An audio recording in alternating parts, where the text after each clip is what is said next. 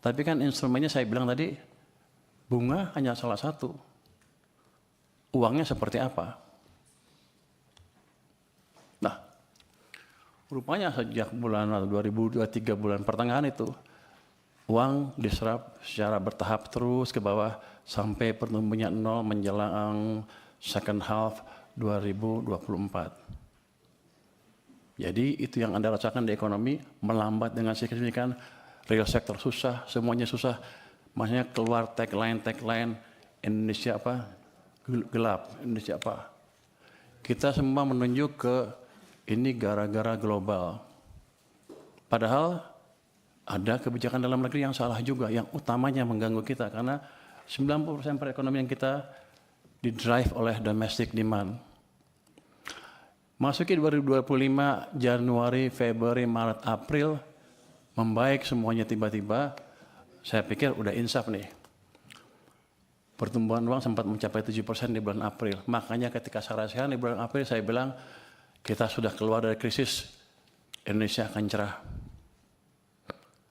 Yang saya nggak tahu, Mei jatuh lagi, Juni jatuh, Juli jatuh, Agustus jatuh, ke 0%.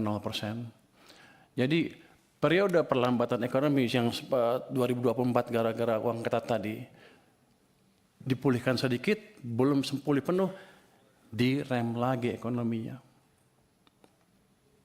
Itu dari sisi fiskal dan moneter. BI kita, nggak tahu nih pada marah sama saya nggak habis ini.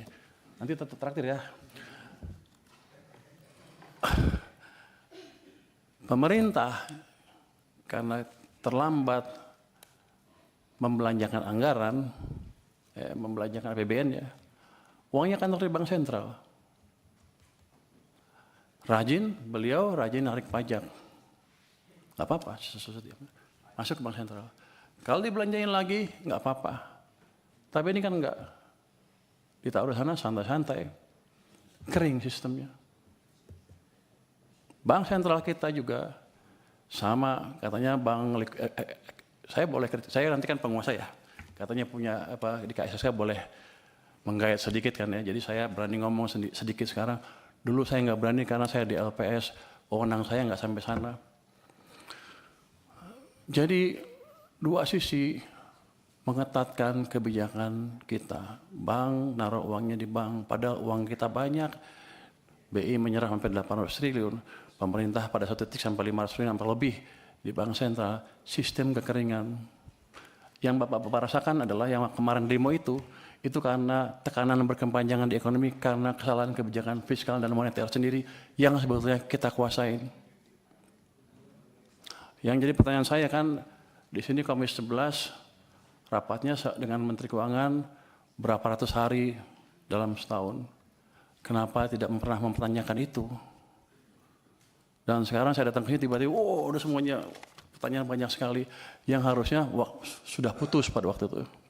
Tapi nggak apa-apa. Jadi ke depan yang saya lakukan adalah memperbaiki itu sebelum merubah yang lain-lain.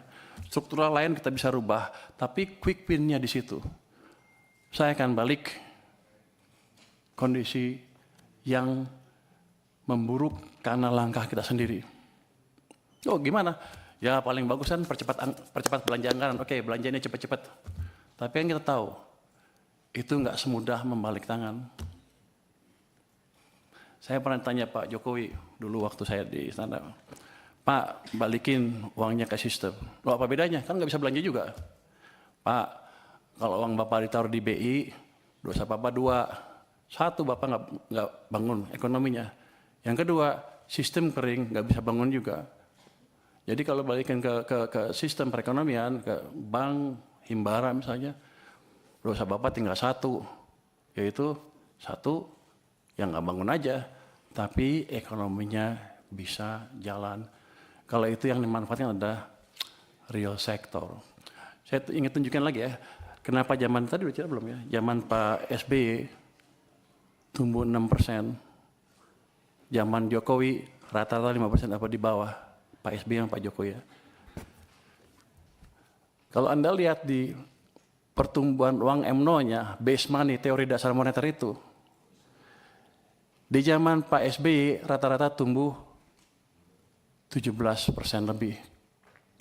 Akibatnya uang di sistem cukup, kredit tumbuh berapa? 22%.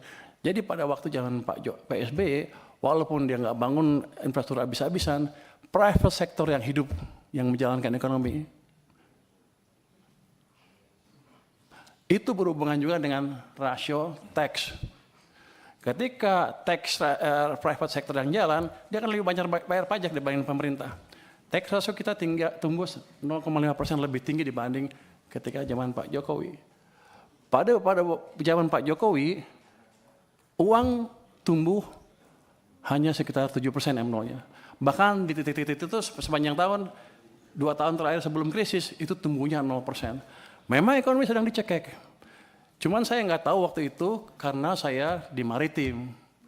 Jadi begitu 2020 saya diminta bantu, saya kaget. Pak, kenapa begini Pak? Bapak bangun apa-apa mati-mati pun nggak bisa. Karena mesin ekonomi kita pincang. Hanya pemerintah yang jalan, sedangkan yang tadi 90% berhenti atau diperlambat.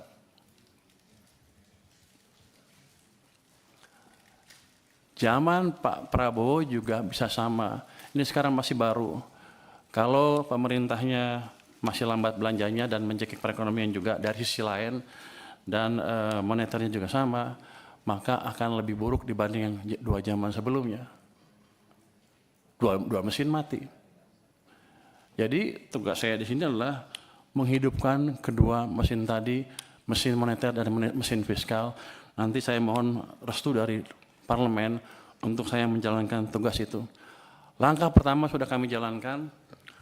Saya sudah lapor ke Presiden, Pak, saya akan taruh uang ke sistem perekonomian. Berapa? Saya sekarang punya 425 triliun di BI cash, besok saya taruh 200 triliun. Sudah jalan belum? Sudah jalan belum? Sudah jalan? Lagi dijalankan. Kalau itu masuk ke sistem, dan saya nanti sudah minta ke Bank Sentral, jangan diserap uangnya. Biar aja kalau Anda menjalankan kebijakan moneter, kami dari sisi fiskal yang menjalankan sedikit. Tapi nanti mereka juga mendukung. Artinya ekonomi akan bisa hidup lagi. Nanti itu sisi private side dari kebijakan moneter, dari kebijakan fiskal. Di government side-nya sendiri saya akan pastikan lagi tadi belanja-belanja yang lambat berjalan dengan lebih baik lagi. Ada yang dikomplain katanya apa? MBG tadi ya. Penyelam pajaknya rendah. Saya tanya sama teman-teman keuangan, gimana monitoringnya? Ya dia bilang bagus-bagus saja, tapi ternyata enggak, jelek. Loh, terus kita apain? Ya nggak tahu. Saya bilang begini, ya udah, nanti sebulan sekali kita akan jumpa pers dengan kepala MBG. Nanti kalau penyerapannya jelek, dia suruh jelasin ke publik, saya di sebelahnya. Dan program